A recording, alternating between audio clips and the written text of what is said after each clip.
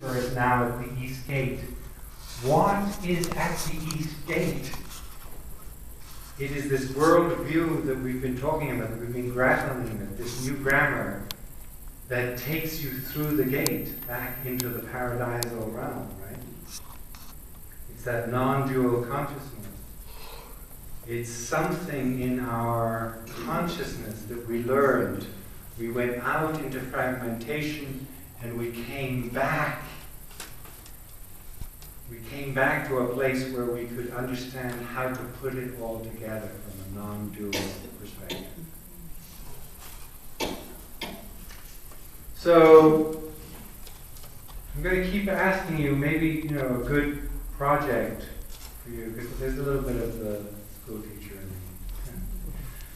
me. In terms of your worldview, is to create a belief statement. There's something in the book Creative Stress about this too.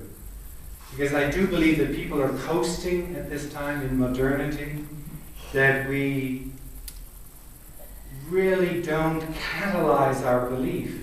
And if you read, Bruce Lipton's book, The Biology of Belief, you begin to see that actually what you believe is affecting your genetic structure, right? It's affecting the formation of your genes. It's called epigenetics. That which switches on and off your positive and negative genes is your belief. It's so easy these days, isn't it? Just to kind of like drift. Like you're not accountable. Rome isn't going to come after you and burn you at the stake. But writing your own belief statement that integrates the I, the we, the it, and systems, that says your vision of what you believe. The great thing about writing a belief statement is that you can revise it. Right? Hopefully. Yes, hopefully, as you grow, you evolve. But if you don't catalyze the belief, it doesn't somehow activate what it needs to activate in terms of who you are.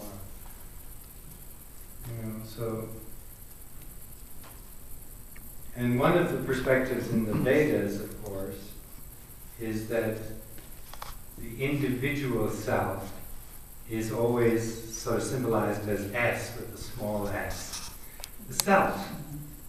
And then the complete whole self is symbolized with the capital S. A very neat way of actually saying the self is a real aspect of the self, of the entire self. So it both has the individuation and the mirror of the wholeness. So catalyze your belief. Let's move, as we said we would, into action. The Dalai Lama says it is not enough to be compassionate. Wow, that's His Holiness speaking. No. It is not enough to be compassionate. One must act. It is not enough to be compassionate. One must act. And so I've become very interested in this notion of sacred action or sacred activism. Clearly, there are things that need to be done, that need to happen.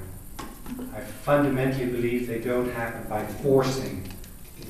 I'm going to hold to that position and we can discuss it.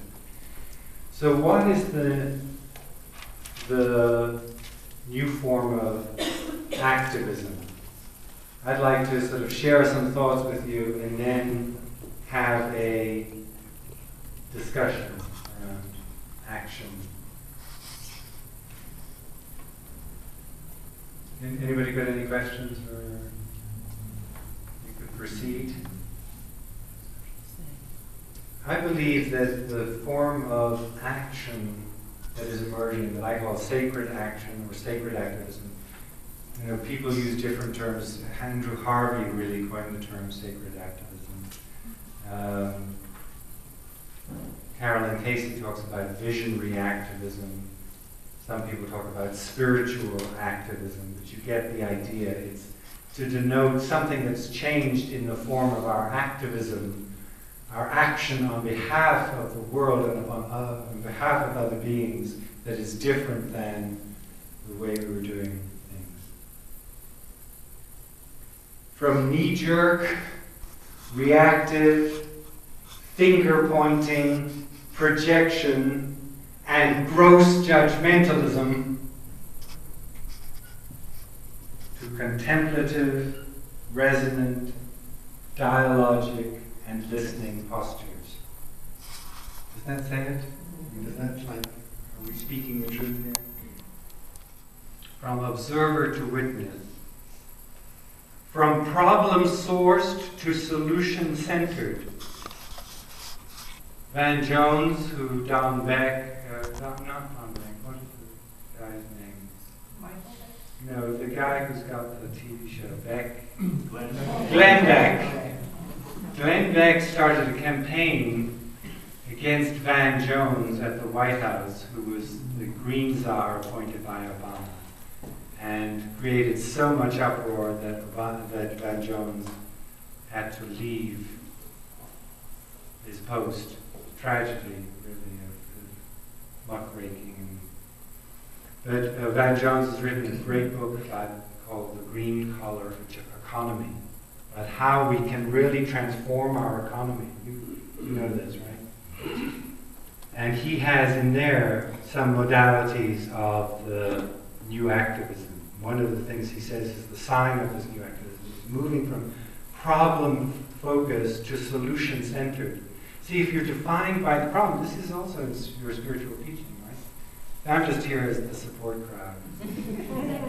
That's why I like the centers, and I feel very at home giving talks and workshops at the Centers for Spiritual Living, because I think it's very resonant. If you live inside the problem, that's the victim consciousness too. If you live inside your victim status, you know, that's it. You keep rehearsing your victim status or your problem or your disease or whatever you're focused against. But you know, it's that quote from Einstein that gets quoted a lot these days. The same consciousness that created the problem cannot solve the problem. It has to be solved from a different place in consciousness. So it's very, very important to understand this, right? That we get defined by the problems, and we live inside the definition of the problem. How can I solve the problem? It's by looking in another territory, looking from a different modality, looking from the witness, looking from the solution. What would the solution look like if I didn't have to carry these feelings? If we didn't have to live in this way? What would constitute the solution? See the shift in activism? Like, let's get at the problem. Well, okay. Transition towns, you must know their work, right? Transition towns, incredible group from England that's now picking up steam in various parts of the US, are exactly in this modality. They're saying the ecological, social, community, systemic problems are so great that if you focus on changing them, you're going to spend your life trying to change the problem. Build your community. So transition towns is about how do you, in your own town, get a group of people together to say what would work for us in this town, what would constitute some solutions. Even if it's just community gardening, you start with the solutions, what those solutions look like, and you start building from there. And before you know it, some of your solutions are actually beginning to address systemic problems, transition times. Very good.